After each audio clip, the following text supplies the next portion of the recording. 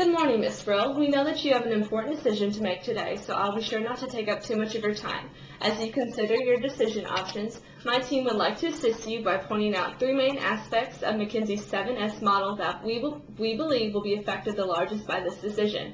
Those include United Cereal's shared values, strategy, and structure. As you know, McKinsey believes that not only these three, but all the 7S's should be aligned to ensure successful performance of a company, and they should be analyzed when considering how best to implement a proposed strategy.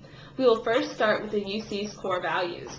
These values are central to the development of all the other aspects of the company. When the company was first established, it was founded on the core values including commitment, diligence, and loyalty.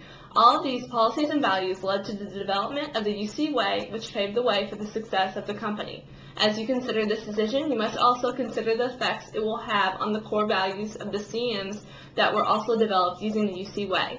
The UC Way has always been to listen to the customer and develop products that appeal to the local market in each European country. If you launch Eurobrand, the values will shift from pleasing your individual market to pleasing that of the masses. So as you make your decision, you need to know several more pieces of information. You need to know if the shared values were a source of competitive advantage. If you change the values to less customer-oriented, will you risk eliminating your advantage? You also need to know how the shift in values will change the culture of the CMs. Will it result in negative reaction from employees and harm working relationships, or will it be taken as a positive step toward the future? This is also where the same resistance can come in from another juice disaster. You also need to know how the shift will affect the position of our company in the mind of our consumers. Will they respond positively or negatively to the shift from local market segmentation to producing for the masses? Next, we will look at the effect of the launch will have on our corporate strategy. The proposed launch will change the strategy from a business to a corporate level. Another big shift is from product differentiation to a cost leadership strategy.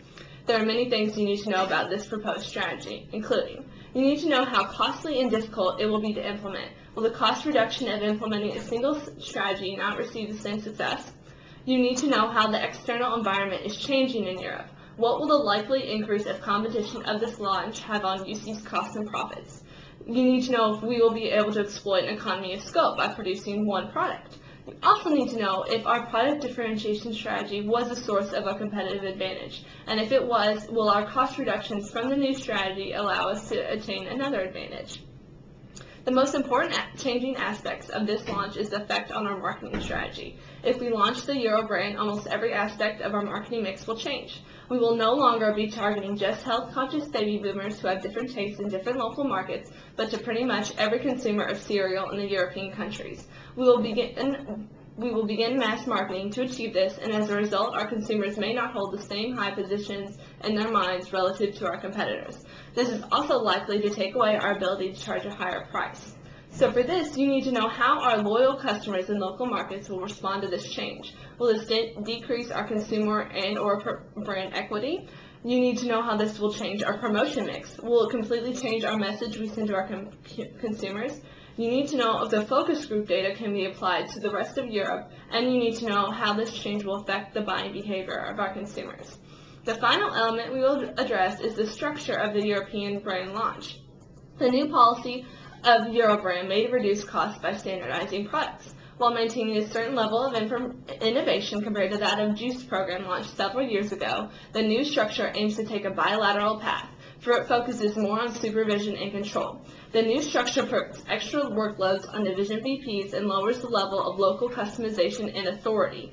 Instead of reporting to one boss, the new structure causes mixed functions where country managers need to take consideration of both division VP's opinion and follow the United Products line.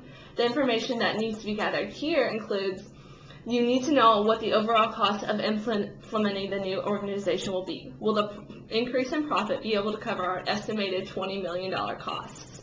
You need to know if the new organization will lead to confusion and resistance from the staff that will result in inefficiencies or will increase communication. You also need to know if this organization will support all of our valuable, rare, and inimitable resources and capabilities. If it doesn't, could we lose a competitive advantage or not exploit one to its full potential?